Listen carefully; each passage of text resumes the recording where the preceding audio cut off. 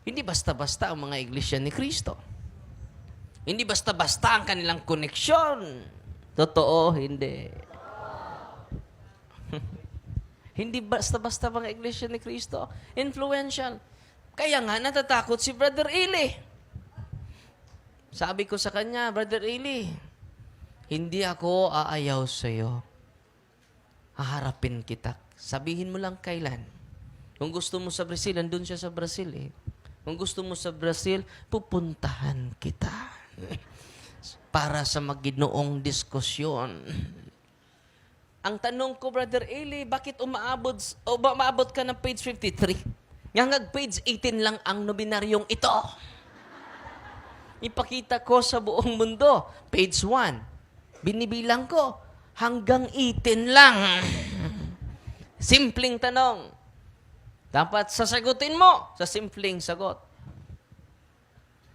Bakit umaabot ka ng page 53? Na page 18 lang ito.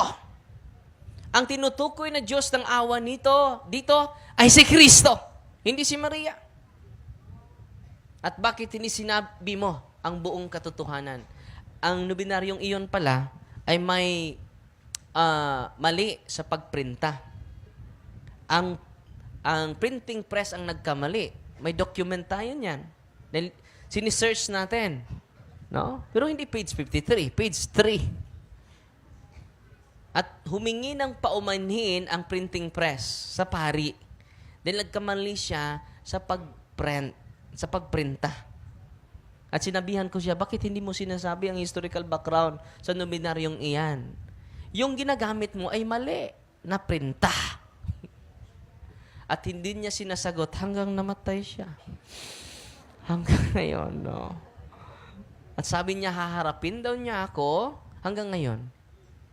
Ang hinaharap niya, ang tinatakol niya, the following na linggo, ay si Darwin, yung scientist. Si Charles Darwin, ang tsuri na galing daw tayo sa unggoy. Yun ang sinagot niya.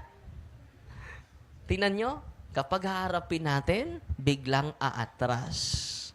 Huwag kayong matakot sa pagtindig sa katotohanan. Amen? Titindigan natin ang katotohanan dahil nagpakamatay si Kristo alang-alang sa katotohanan.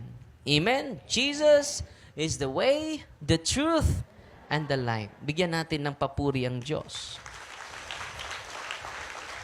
So, kitang tanan nga ni adin ni karon, dapat ang malipayon o atong suportaan ang shrine. Shrine ba yan sa Cebu?